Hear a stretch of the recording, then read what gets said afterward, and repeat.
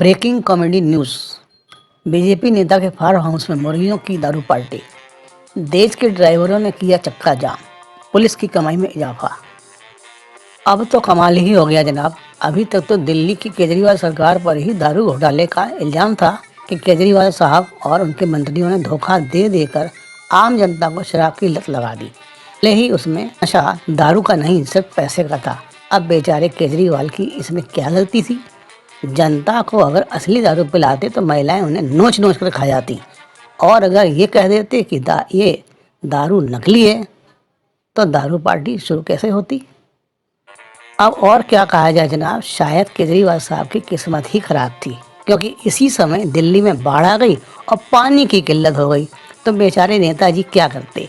जन जन के हितैषी एक नेताजी ने तो पानी पीना ही छोड़ दिया, लेकिन गले के आगे बेचारे मजबूर हो गए।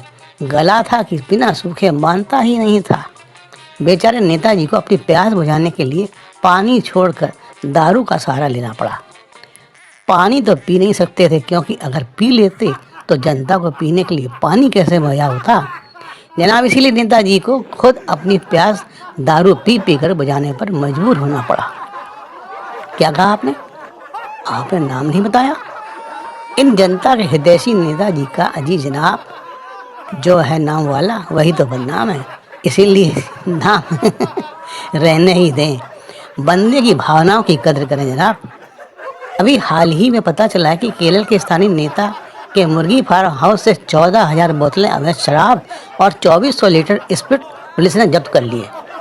अभी तक तो यही सुना था आदमी को ही दारू की लत लग जाती है, यहाँ तो बीजेपी नेता की मुर्गियों को भी दारू की लत लग गई। लत लग गई या लगा दी गई, ये अभी भविष्य के अंधकार में है। लेकिन ये सच है कि नेताजी के अपने मुर्गी फार्म हाउस में बने एक कमरे में मुर्गियों को पिलाने के लिए अवैध दारू का जमावड़ा इकट्ठा था। मुर्गियां दारू पी कर अगा न जाएं, इसलिए स्प्रिट को भी अपने भंडार गृह में संजो कर रख लिया था नेताजी ने। क्या कहा आपने? अच्छा, तो ये बात है। लिए साहब, हमारे विशेषज्ञों की सुने।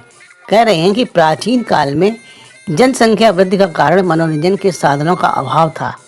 आहिस्ता आहिस्ता देश का विकास हुआ और मनोरंजन के साधनों में भी इजाफा हुआ, और जनसंख्या पर हमारे युवा नेता स्वर्गीय संजय गांधी जी को नकेल कसने में आसानी हुई थी।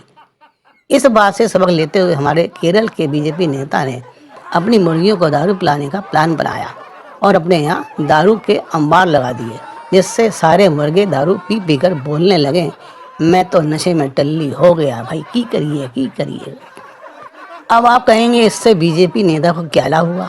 अजी जनाब, जब मुर्गे नशे में टल्ली होंगे तो निश्चित ही जो मुर्गी 30 दिन में एक अंडा देती थी वह 15 दिनों में ही एक अंडा देने लगेगी, और जो मुर्गी 15 दिनों में एक अंडा देती थी वह अब हर रोज एक अंडा देने लगेगी। इससे अंडों और चूजों की पैदावार बढ़ेगी और नेताजी का खजाना बिना बिल के नोटों से और लबालब होगा। अब शायद भूल गए कि लॉकडाउन के दौरान जब सभी लोग अपने अपने घरों में कैद थे, तब भी देश की आबादी में इजाफा हुआ था।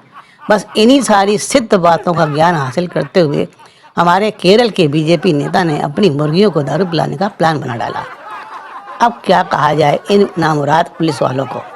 खाम में ही नेताजी के घर पे छापा मार दिया, सारी दारू चढ़ाने के लिए उठा ले गए। क्या जनाब, ईमानदारी का तो जमाना ही नहीं रहा। कोई ईमानदारी से अपना बिजनेस बढ़ाना चाहे और जनता की सेवा करना चाहे तो भी इन पुलिस वालों को परेशानी है। अरे भाई, बीजेपी नेताजी अपनी मुर्गियों को दारू पिलाएं चाहे मुजरा दिखाएं, उससे इन पुलिस वालों को क्यों चुनने काटने लगते हैं? क्या लेना देना है इन पुलिस वालों को? ये इतना भी नहीं समझते कि अगर कोई अपने बिजनेस में इजाफा करना चाहता है तो उससे राजस्व में भी इजाफा होता है। जितने ही ज़्यादा अंडे बिकेंगे, जितनी ही ज़्यादा मुर्गे कटेंगे, उतना ही राजस्व का भंडार बढ़ेगा, और राजस्व का भंडार बढ़ेगा तो हमारे देश के नेता दूर देश की यात्राएं कर सकेंगे और अपने भारत का नाम रोशन कर सकेंगे। समझते ही नहीं। अरे आप तो बस सर्दी हो या गर्मी रोज खाएं अंडे। अरे रे, ये क्या ब्रेकिंग न्यूज़ आ गई। हमारे अमित जी ने ये क्या कर डाला। सोचा था इससे जनता का भला होगा, लेकिन इससे तो जनता भड़क गई। सारे ट्रक ड्राइवरों ने चक्का ही जाम कर दिया। हमारे अमित जी एक तरफ, सारे ड्राइवर एक तरफ। ये तो जाति है जनाब। अमित जी तो जनता की सेवा में सदैव तत्पर रहने वालों में से एक हैं। इसीलिए तो सालों पुराने कानून को बदलने का जी तोड़ प्रयास कर रहे हैं। ये तो वही बात हुई, नेकी कर दरिया में डाल। जरा सोचिए, हमारे पुलिस वाले भाइयों को पगार ही कितनी मिलती है। अगर जनता और ड्राइवर समुदाय उनका ख्याल न रखे तो बेचारे अपनी गुजर बसर भी न कर सकें। इसीलिए तो हमारे अमित जी ने इन पुलिस वालों का ख्याल रखते हुए हिट एंड रन कानून में संशोधन कर दिया कि आदमी अगर मर गया तो 10 साल की सजा और 50 लाख का जुर्माना। लेकिन ये तभी लागू होगा जब ड्राइवर दुर्घटना को अंजाम देकर भागेगा या फिर पुलिस के द्वारा पकड़ा जाएगा। अब आप कहेंगे इसमें पुलिस को क्या लाभ? अजी जनाब, पुलिस की तो चांदी ही चांदी है।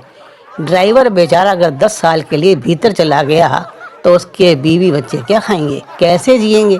तभी तो हमारे मामा सॉरी पुलिस जन उसे बचाने के लिए बड़े प्यार से उसके सिर पर सांत्वना का हाथ फेरते हुए कहेंगे, प्यारे ज़्यादा नहीं, बस 1-2 लाख ही दे दो। हम कह देंगे जना ड्राइवर भागा नहीं था, घटना स्थल पर ही हेलमेट पहने खड़ा था। अरे ये हेलमेट क्यों पहने था? अरे भाई, हेलमेट ना पहनता तो जनता उसके सिर का भेजा ही बाहर ना कर देती। हमारे अमित जी कितने महान हैं, कितना ख्याल रखते हैं अपने जांबाज सिपाहियों का। अब आप कहेंगे इससे तो घूसखोरी बढ़ेगी। तो जनाब, घूसखोरी कब थी? ये तो हमारे चाचा जी नेहरू जी के समय से चली आ रही है, पीढ़ी दर पीढ़ी से। क्या यकीन नहीं होता? अजी जनाब, अगर यकीन नहीं होता तो भारत का राजनीतिक इतिहास उठाकर पढ़ लीजिए।